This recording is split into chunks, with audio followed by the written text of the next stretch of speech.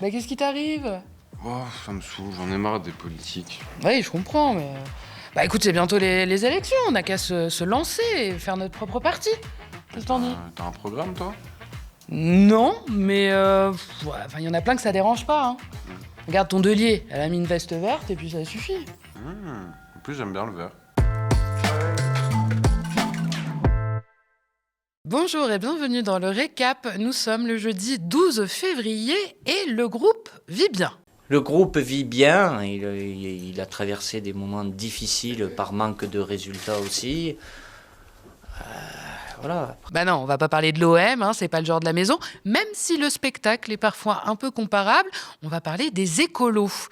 Il y a 10 jours, dans le récap, on revenait ensemble sur le psychodrame déclenché par la fronde de l'aile gauche en pleine campagne municipale.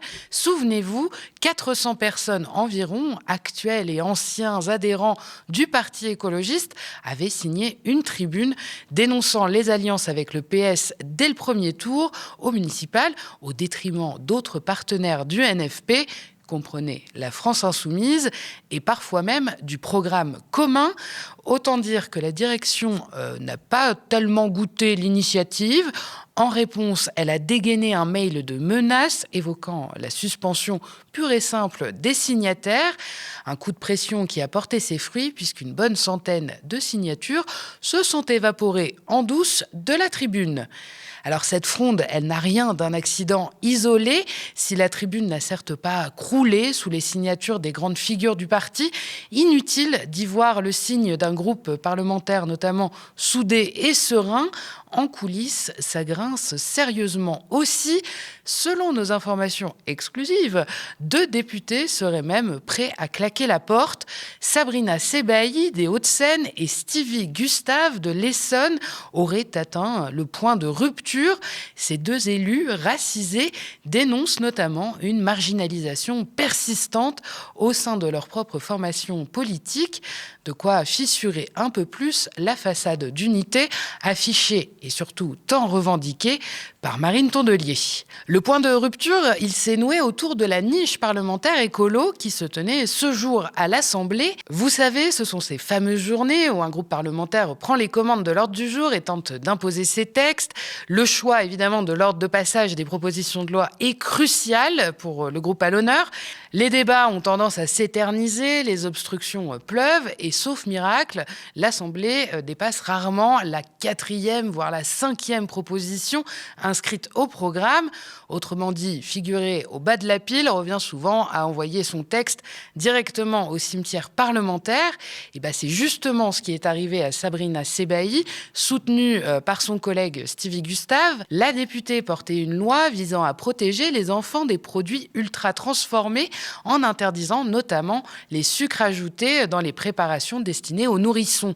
Un sujet sanitaire plutôt consensuel et donc capable de rassembler bien au-delà du seul camp écologiste et potentiellement donc d'être voté à la fin. Une victoire politique annoncée comme plutôt facile et rapide, tout bénef. Et pourtant, ce texte, il a été relégué en 5e position de la niche. Alors ça, c'était la goutte d'eau pour les 2 députés qui menacent donc désormais de quitter le groupe écologiste. Selon nos informations, en interne d'ailleurs, de plus en plus d'élus écolos dénoncent avec eux cette marginalisation des députés racisés à l'Assemblée. Ils seraient systématiquement sollicités et donc exposés sur un périmètre bien balisé, l'international, les quartiers populaires, les violences policières, le droit des étrangers ou encore les Outre-mer, comme si leur légitimité politique se limitait à ces thématiques assignées. Pour le reste, il faut sortir les rames, insister et quémander du temps de parole. Évidemment, c'est une inclusion à géométrie variable qui commence sérieusement à lasser.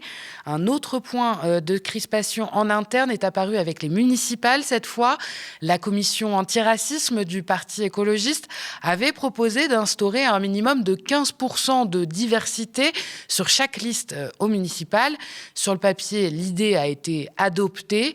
Sauf que le parti a pris soin de retirer toute forme de sanction en cas de non-respect de ce quota. Il est donc devenu purement indicatif. Et comme si ça ne suffisait pas, la définition de la diversité a été étirée jusqu'à se devenir quasi élastique. On y retrouve pêle-mêle les minorités raciales, les personnes LGBTQIA+, les syndicalistes, mais aussi les personnes pauvres ou encore vivant dans un quartier populaire. Et là aussi, c'est large, ça peut aller du 20e arrondissement jusqu'à Montreuil. À force d'additionner tout le monde, on finit évidemment par diluer le sujet. Au final, il ne reste plus qu'un engagement qui sonne creux dès qu'on gratte un peu. Et alors, c'est dans ce contexte que plusieurs candidats vivent des situations compliquées au municipal pour les écolos. Les personnes racisées seraient régulièrement mises en bas des listes et quand d'autres personnes racisées de la société civile notamment rejoignent la campagne en cours de route, c'est pas les blancs qu'on remplace, ce sont les quelques racisés du fond de la classe, évidemment.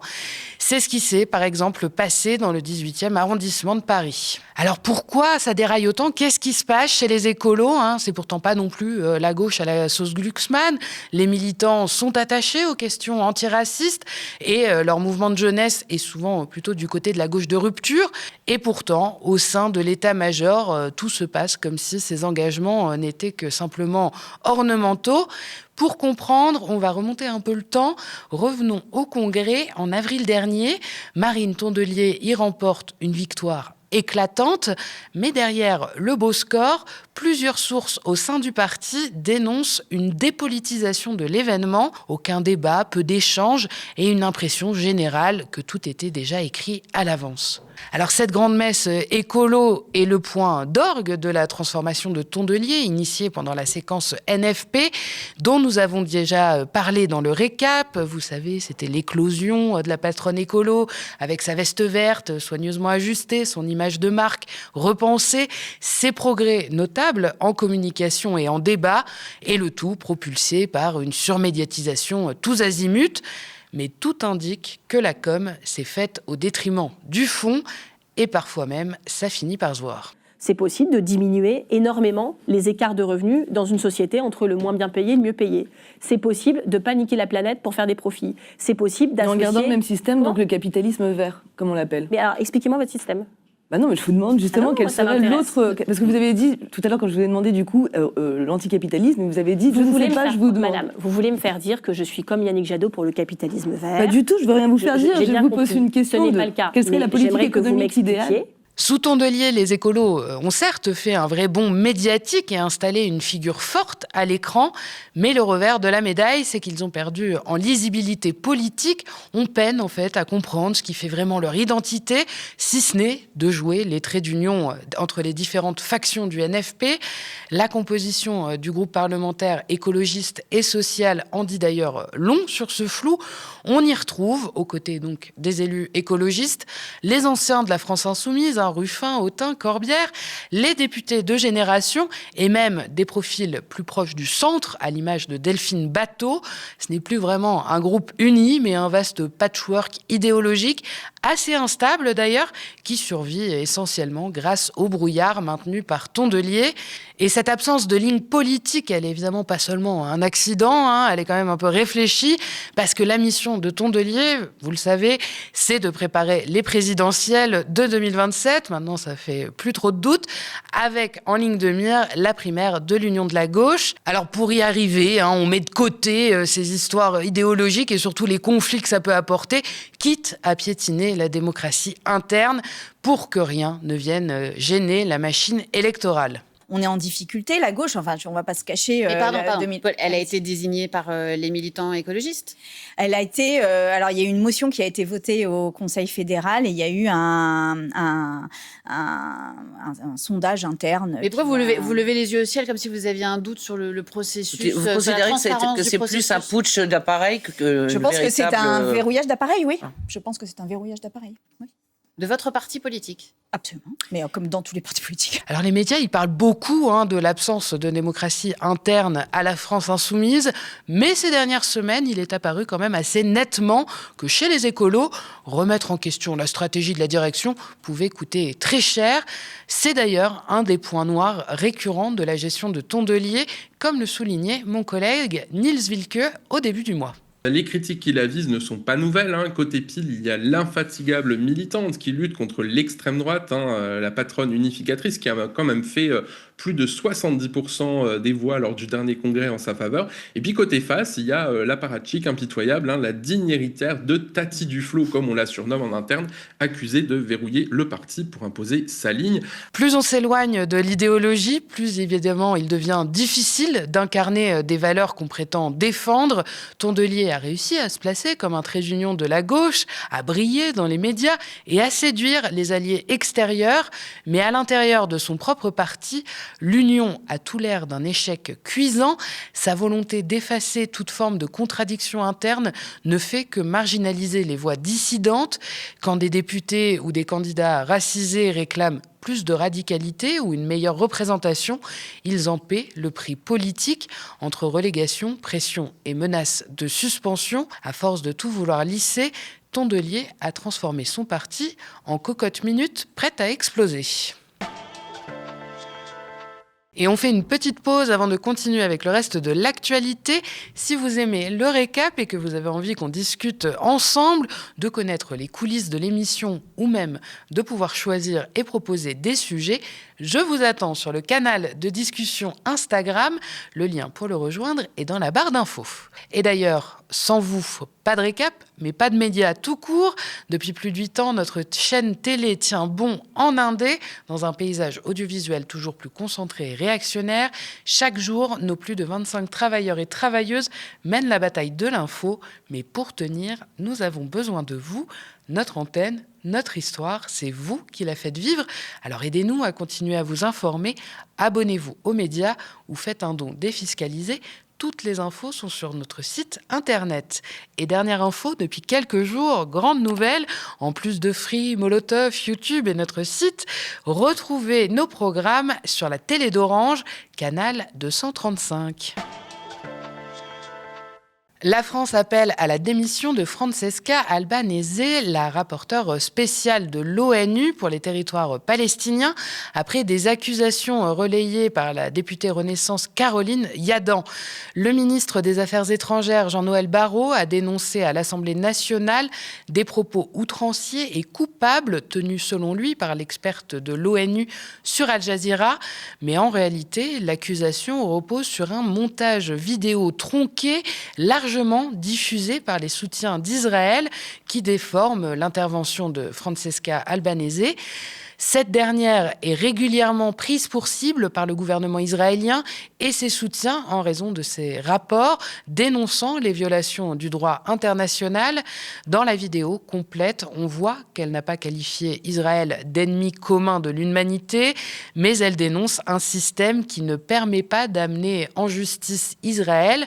Une fake news donc qui était vérifiable, mais le ministre des Affaires étrangères n'a pas pris le soin de vérifier avant d'engager la responsabilité de la France, membre permanent du Conseil de sécurité de l'ONU, qui désormais réclame le départ de la rapporteure spéciale sur la base de propos qui n'ont jamais été tenus. La présidente du groupe Insoumis à l'Assemblée nationale, Mathilde Panot, a quant à elle réclamé des excuses au ministre des Affaires étrangères. Plus la décision était rendue tôt, mieux je me portais, a déclaré Marine Le Pen en réaction à la date du verdict de son procès en appel sur les assistants parlementaires. La Cour d'appel rendra donc sa décision le 7 juillet 2026. Les yeux seront donc rivés sur les peines prononcées pour savoir si Marine Le Pen pourra ou non se présenter à l'élection présidentielle de 2027. Ou si, à défaut, c'est son numéro 2, Jordan Bardella, qui représentera le parti. Au lendemain de la fin de son procès, son avocat, Rodolphe Bosselt, explique que l'ancienne chef du RN avait un fond fataliste. Selon les informations de RTL, c'est la même ambiance qui commence à s'installer en interne. Un député RN estime que Le Pen aurait abdiqué face à la lourdeur des réquisitions. On le rappelle, elle risque 4 ans de prison, dont 3 ans avec sursis et 100 000 € d'amende en cas de condamnation définitive. Une zone économique libre dans le Donbass, c'est la proposition des États-Unis pour relancer un 3e round de négociations de paix entre l'Ukraine et la Russie. Hier soir, le président ukrainien Volodymyr Zelensky a confirmé que des nouvelles discussions auront lieu avec la Russie potentiellement dès la semaine prochaine. L'idée d'une zone de libre-échange dans le Donbass est poussée notamment par la diplomatie américaine, mais n'est pas au goût des concernés. Zelensky a déclaré que cette idée ne convenait ni aux Ukrainiens ni aux Russes. Ce n'est pas évidemment ce qui va décourager Donald Trump, qui a fait des conflits mondiaux une opportunité pour faire du business. Les États-Unis ont proposé d'accueillir pour la première fois une réunion entre les équipes de négociation russes et ukrainiennes. Le cessez-le-feu est un besoin urgent pour les Ukrainiens, alors qu'en ce moment, à Kiev, près de 3000 immeubles sont sans chauffage à cause des frappes russes sur des infrastructures énergétiques dans tout le pays. Merci d'avoir regardé cette nouvelle édition du Récap. N'hésitez pas à nous laisser vos impressions en commentaire si vous nous regardez sur YouTube ou via email si vous nous regardez à la télé. Et n'oubliez pas que l'indépendance a un coût, alors si vous avez la possibilité de nous donner un coup de pouce, n'hésitez pas à vous abonner aux médias ou à faire un don défiscalisable sur notre site internet. Vous pouvez aussi parler de nous autour de vous, c'est déjà beaucoup, nous suivre et nous partager sur les réseaux sociaux. Et d'ailleurs, en attendant la TNT, retrouvez-nous sur nos 2 chaînes YouTube, Le Média et Le Média 24/7, pour ne rien rater de nos programmes. Très bonne soirée sur Le Média.